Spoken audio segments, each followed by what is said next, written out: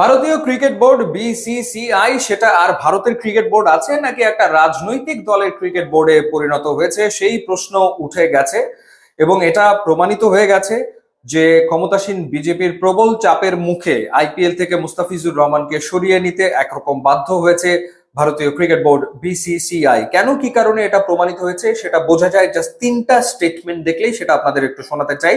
1983 বিশ্বকাপ জয়ী ইন্ডিয়া দলের সদস্য মদন লাল তিনি কি বলেছেন, তিনি বলেছেন বিসিসিআই এই সিদ্ধান্ত নিয়েছে কারণ তাদের চ্যালেঞ্জ করার ক্ষমতা কারণে, এমনকি শাহরুখ খানেরও না। কিন্তু খেলাধুলায় কেন এত রাজনীতি ঢুকছে আমি জানি না, ক্রিকেট কোন দিকে যাচ্ছে তিনি সংশয় প্রকাশ করেছেন যে ক্রিকেট আসলে যাচ্ছেটা কোন দিকে। এবং একই সাথে তিনি এই সিদ্ধান্তের সমালোচনা করেছেন। তিনি আরো বলেছেন নিশ্চয়ই ওপরের মহলের চাপ ছিল।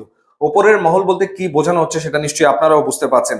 বাংলাদেশে যা ঘটছে তা অত্যন্ত দুঃখজনক, কিন্তু খেলোয়াড়দের কেন এর মাঝখানে টেনে আনা হচ্ছে? এখানে শাহরুখ খানের দোষ কোথায়? কয়েকদিন ধরে লাগাতার শাহরুখ খানকে টার্গেট করা হয়েছে একটা মহলের পক্ষ থেকে, একটা দলের পক্ষ থেকে। নিলামে তো একটা কমিটি বসে খেলোয়াড় নির্বাচন করে, মদনলাল এমনটা বলেছেন। এবার আরেকজনের স্টেটমেন্ট যদি আমরা একটুখানি শুনি। সাবেক পররাষ্ট্র প্রতিমন্ত্রী, কংগ্রেস নেতা এবং লোকসভার সদস্য শশী থারুর তিনি কি বলেছেন? তিনি বলেছেন যে মুস্তাফিজুর রহমান একজন ক্রিকেটার যার এসব ঘটনার সঙ্গে কোনো সম্পর্ক নেই। তিনি ব্যক্তিগতভাবে ঘৃণাসূচক কথা, হামলা বা এমন কর্মকাণ্ডকে সমর্থন কিংবা ন্যায্যতা দেওয়ার জন্য কখনো অভিযুক্ত হননি। তিনি একজন ক্রীড়াবিদ, আর এ দুটি বিষয়কে মিশিয়ে ফেলাটা অনুচিত। আমরা আসলে কাকে শাস্তি দিচ্ছি, একটি দেশকে, একজন ব্যক্তিকে, নাকি তার ধর্মকে? অর্থাৎ কংগ্রেসের নেতা তিনি, কংগ্রেসের পক্ষ থেকে এই সিদ্ধান্তের তীব্র সমালোচনা করা হয়েছে, বিরোধিতা করা হয়েছে। তো তার মানে কি যে সাবেক ক্রিকেটার মদন লাল তিনি সমালোচনা করছেন, ভারতের একটা বড় রাজনৈতিক দল কংগ্রেস তাদের পক্ষ থেকে এই সিদ্ধান্তের সমালোচনা করা হচ্ছে, তারপরেও ভারতীয় ক্রিকেট বোর্ড এই সিদ্ধান্ত নিয়েছে, যেটা একটা বিস্ময়কর সিদ্ধান্ত। প্রমাণিত হয়ে গেল না যে শুধুমাত্র একটা রাজনৈতিক দল যারা ক্ষমতায় রয়েছে তাদের চাপের মুখে এমনটা করতে হয়েছে। এবং এই সিদ্ধান্ত নেওয়ার পর বিজেপির একজন নেতা তিনি কি বলেছেন সেটা শুনলে পুরো বিষয়টা আরো পরিষ্কার আসলে হয়ে যায়। তার নাম হচ্ছে সঙ্গীত সোম। তিনি বলেছেন বাংলাদেশের মুস্তাফিজুর রহমানকে আইপিএল থেকে বাদ দেওয়ার সিদ্ধান্তে ভারতীয় ক্রিকেট বোর্ড বিসিসিআই কে ধন্যবাদ জানাই।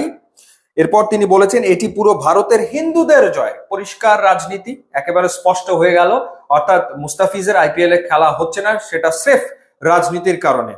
আমরা অপশনে দেখেছিলাম তিনটা দলের তীব্র আগ্রহ ছিল মুস্তাফিজের ব্যাপারে, দিল্লি, চেন্নাই এবং কলকাতা নাইট রাইডার্স। মুস্তাফিজ যে ফর্মে রয়েছেন তার ব্যাপারে আগ্রহ থাকাটা খুব স্বাভাবিক। এখন কথা হচ্ছে যদি মুস্তাফিজ চেন্নাই দলে যেতেন তাহলে কি এই বাস্তবতার সম্মুখীন তিনি হতেন? আমার মনে হয় না, সেটা হতেন না, কারণ চেন্নাইয়ের রাজনৈতিক প্রেক্ষাপট আবার ভিন্ন। যদি দিল্লিতে তিনি যেতেন এই ধরনের সিচুয়েশন হয়তো হতো না, যেহেতু তিনি কলকাতা নাইট রাইডার্স এ নাম লিখিয়েছেন, কেকেআর নিয়েছে, সেই কারণে এই পরিস্থিতির শিকার তাকে হতে হলো। কারণ কদিন বাদেই কলকাতাতে নির্বাচন এবং এই ইস্যুটার প্রভাব নির্বাচনে গিয়ে পড়তে পারে।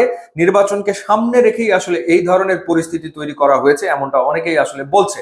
সো যাই হোক, এটা একটা রাজনৈতিক সিদ্ধান্ত এবং সেই রাজনৈতিক সিদ্ধান্তটা ভারতের ক্রিকেট বোর্ড নিতে বাধ্য হয়েছে তাদের ক্ষমতাসীন রাজনৈতিক দলের কারণে, যেটা সত্যিকার অর্থে বিস্ময়কর, বিস্ময়ে জাগানিয়া এবং গোটা ক্রিকেট বিশ্বকে আসলে হতবাক করেছে তাদের এই সিদ্ধান্ত।